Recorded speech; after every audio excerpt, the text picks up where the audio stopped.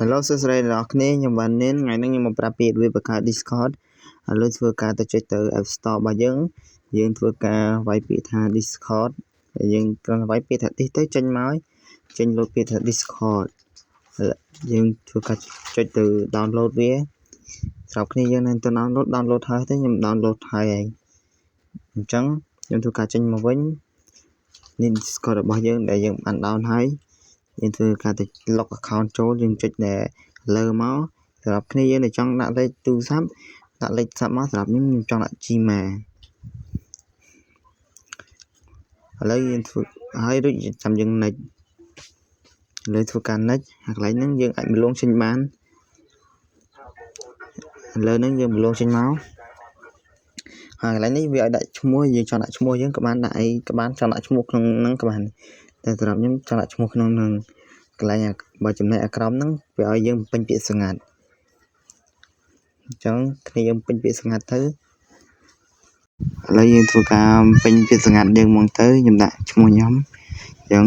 អ្នកទាំងអស់គ្នាដាក់មិនដាក់ទៅតែថត screen ទុកផងយើងទុកស្រួលចំណាំវាចុចលេខមកហើយកន្លែងហ្នឹងគេឲ្យយើងដាក់ថ្ងៃខែឆ្នាំកំណើតយើងដាក់មិនក៏បានដែរហ្នឹងដាក់មកទៅខ្ញុំដាក់2009អូកាលនេះដូរដាក់2007វិញដាក់2009ដូចក្មេងពេកធ្វើការចុចបន្តទៅទៀតហើយយើងចុចមក complete មកយើងចាំបន្តិចសិនមកសម្រាប់ខ្ញុំរៀង slow រៀងយូរបន្តិចហើយឥឡូវយើងចេញផ្ទាំងបែបនេះតែខ្ញុំគេដាក់រូបអក្សរ G អញ្ចឹងខ្ញុំធ្វើការដាក់រូបនោះទៅកន្លែងអក្សរ G ធ្វើការចុច verify ហើយ